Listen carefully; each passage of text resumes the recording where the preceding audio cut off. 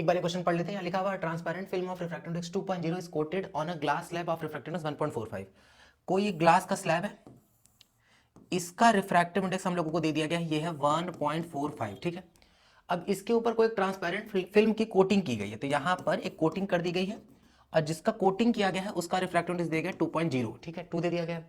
What is the minimum thickness of transparent film, इसी का thickness पूछा जा रहा है, कुछ भी मान लेते हैं, थिकनेस को लेट से डी मान लेते हैं, ठीक है ना।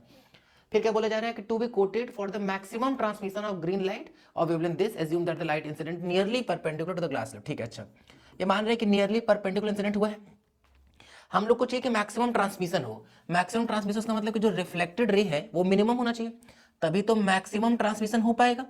तो रिफ्लेक्टेड रे की इंटेंसिटी लगभग लगभग 0, मतलब डिस्ट्रक्टिव इंटरफेरेंस होना चाहिए।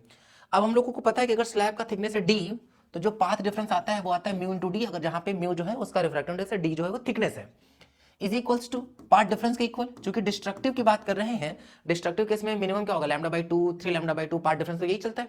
तो हम लोग सबसे मिनिमम की बात करते कितना हो जाएगा, λ/2। तो अगर हम लोग डी की बात करें, क्वेश्चन में थिकनेस ही चाहिए उनको कि मिनिमम थिकनेस चाहिए, मिनिमम थिकनेस, तो सबसे छोटा वाला पार्ट डिफरेंस लेंगे जो कि λ/2 होगा। तो डी की वैल्यू क्या आ जाएगी, λ/2 म्यू।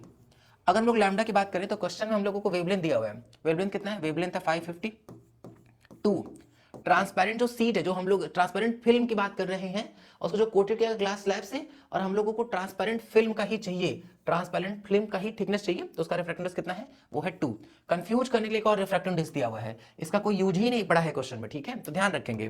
कटपिट करेंगे 2, 7 और ये आ जाएगा 5, 275 आ जाएगा, और 275 डिवाइडेड बाय 2 कर लेंगे, 13 26 लगभग 135, 130। यस, कौन सा ऑप्शन रहेगा, इसका ऑप्शन नंबर 3 आता हुआ दिखाई देगा। क्लियर है ना।